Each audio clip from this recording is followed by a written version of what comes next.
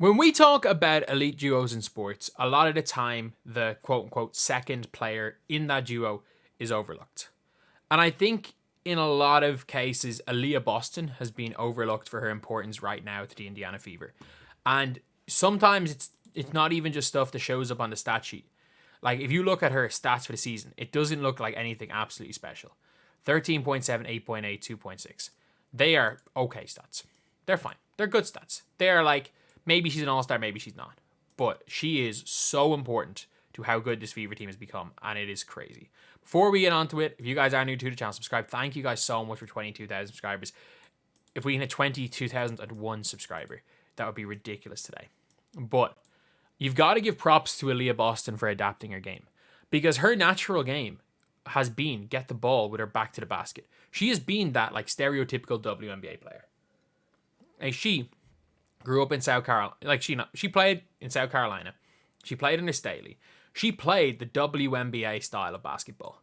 And the WNBA style of basketball is not a play style that fits with Caitlin Clark. And I think she realized it, that we got to adapt to Caitlin. They realized it pretty soon. And I think the players have realized, I don't think the coach has, but they've got to adapt to Caitlin. And I think these players are probably now out there saying, like, all we have to do, it just makes the game easier for us. You saw it today. She had 17 points. She had 21 points against Phoenix, like 2 days ago. She's had a 17-point, 16 rebound game, 21-13.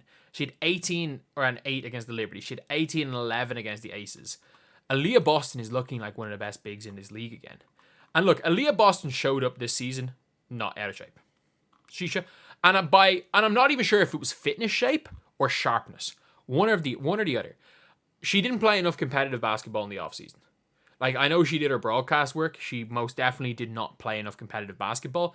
And whether it was conditioning wasn't quite there or her sharpness wasn't quite there, she was not right.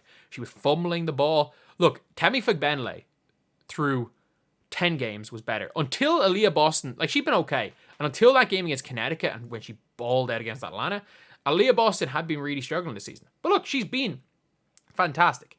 She's been absolutely fantastic for a while. And look, she was either the best or second best player today. There is no ifs, ands, or buts about it. She was either the best or second best player. You cannot argue otherwise. So, if you think that she was the best player today, cool. If you think she was the second best player, cool. And the crazy thing is that she has a little bit more flexibility in her game than Caitlin Clark. When Christy Sides goes Christy Sides and makes sure as hell the team does not play the Caitlin Clark system, Aliyah Boston still plays well. She can play in the Caitlin Clark system.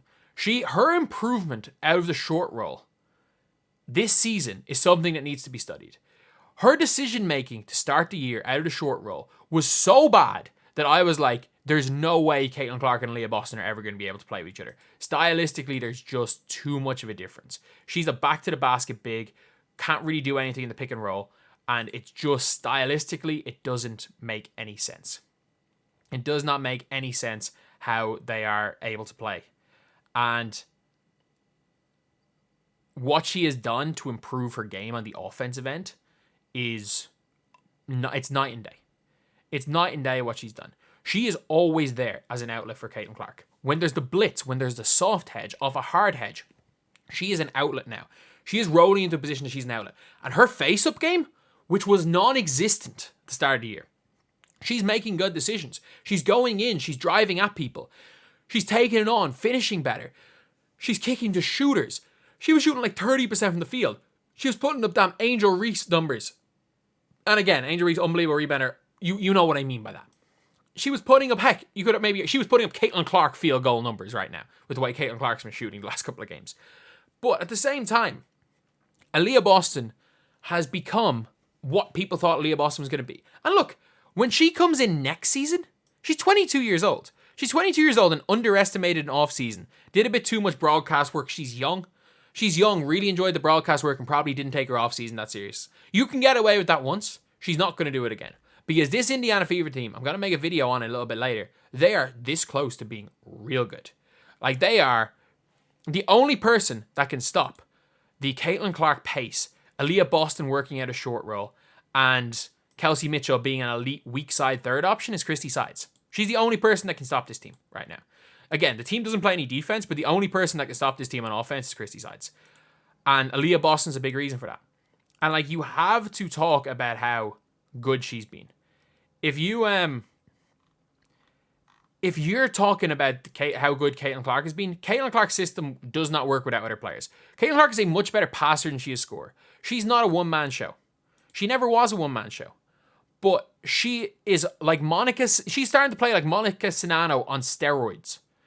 And again, like, that is a reference, just a much better version of.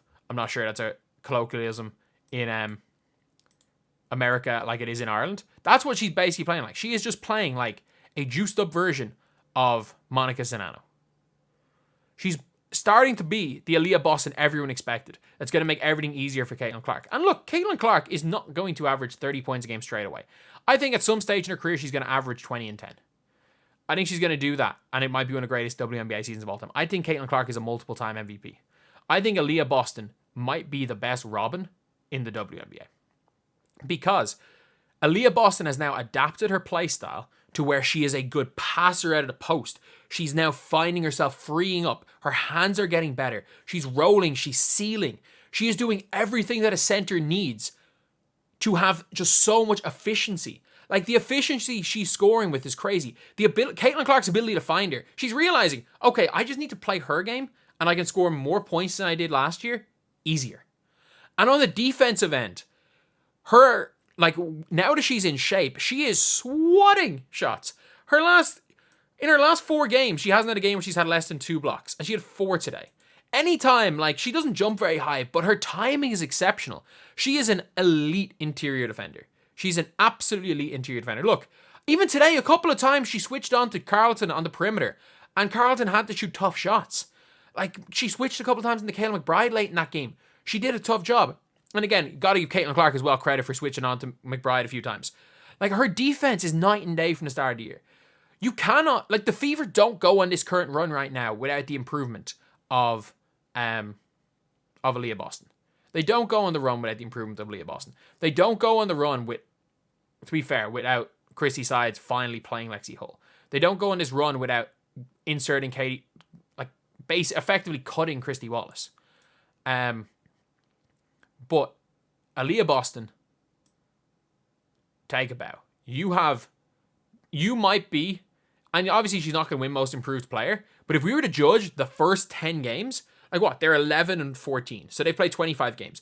If you were to judge the first 10 games versus the last 15, there has not been a bigger improvement throughout the year than Aaliyah Boston. She has been exceptional. And not only has she been exceptional in her role, she has adapted her game to allow Caitlin Clark to play her game.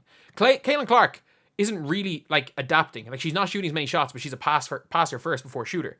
Whereas Aaliyah Boston is now when it's all said and done, if this team starts winning, Aaliyah Boston's going to be probably the best second option, the best role option in the damn league.